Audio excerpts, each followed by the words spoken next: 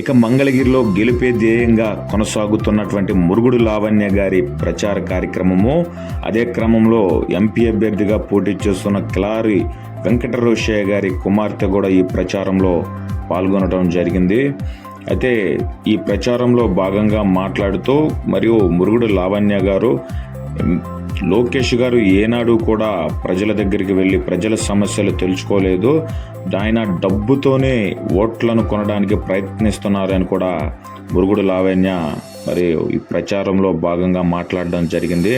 లోకేష్ ఏనాడు కూడా మరియు మంగళగిరిలో అడుగుపెట్టి ప్రచారానికి తిరిగింది లేదు, కనీసం నామినేషన్ కూడా రాలేదని కూడా మురుగుడు లావణ్య తెలియపరిచారు.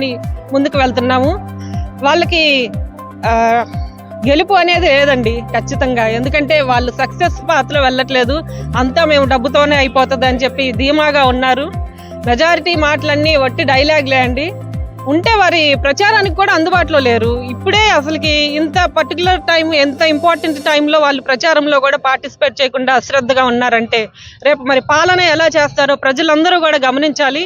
మరి స్థానికంగా అందుబాటులో ఉండే వాళ్ళకి ఒక అవకాశం ఇచ్చినట్టయితే మేము దగ్గరుండి బాధ్యతగా మీ కుటుంబ సభ్యురాల్లాగా ఏ కష్టం వచ్చినా వెన్నంటూ ఉండి మమ్మల్ని అందరినీ బాధ్యతగా బాగా చూసుకొని ఏ సమస్య రాకుండా పరిష్కారం చేస్తానని హామీ ఇస్తున్నాను. మీ ప్రాంతం అభివృద్ధి పారిశ్రామిక అభివృద్ధి అంటున్నారు ఏమండి, ఈ 5 సంవత్సరాల్లో 3 సంవత్సరాలు కరోనాకి పోయింది. 2 సంవత్సరాల్లో మరి 5 సంవత్సరాల్లో చేయగలిగినంత అభివృద్ధి ఇక్కడ చేసి చూపించారు. మరి ప్రభుత్వం చేసిన మంచిని మరి ప్రజలకి చెప్తే ఎక్కడ వాళ్ళకి ఓట్లు పడవో అని చెప్పి ఇలాంటి బురద చల్లే మాటలన్నీ కూడా ఆపోజిషన్ వాళ్ళు తీసుకొస్తున్నారు. అందులో వాస్తవం లేదండి. అభివృద్ధి బాగా జరిగింది. ఇంకా మరి నేను కూడా నాకు అవకాశం ఇస్తే రెట్టింపు ఉత్సాహంతో మరింత అభివృద్ధి చేస్తానని హామీ ఇస్తున్నాను.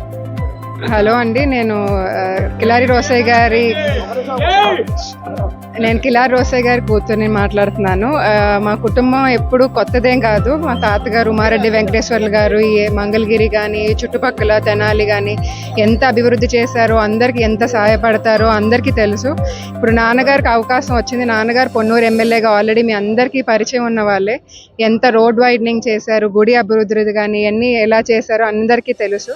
సో నాన్నగారిని ఈసారి ఎంపీగా నుంచోబెట్టిన జగన్ గారికి ముందు నేను కృతజ్ఞత చెప్తున్నాను. నాన్నగారికి ఓటేసి ఖచ్చితంగా గెలిపాలి. నాన్నగారితో పాటు లావణ్య గారు చాలా కష్టపడుతున్నారు అండ్ చాలా ఫ్రెండ్లీగా ఉంటారు, అందరికీ అందుబాటులో ఉంటారు ఖచ్చితంగా. సో హెల్ప్ ఎక్కువగా చేసేవాళ్ళు, ఎక్కువ అందుబాటులో ఉండే వాళ్ళకి మనం ఓటేసి గెలిపిస్తే మనకే ఇంకా బెనిఫిట్స్ వస్తాయి. కాబట్టి లావణ్య గారికి కూడా నాన్నగారికి ఇద్దరికి ఓటేసి గెలిపించాలి.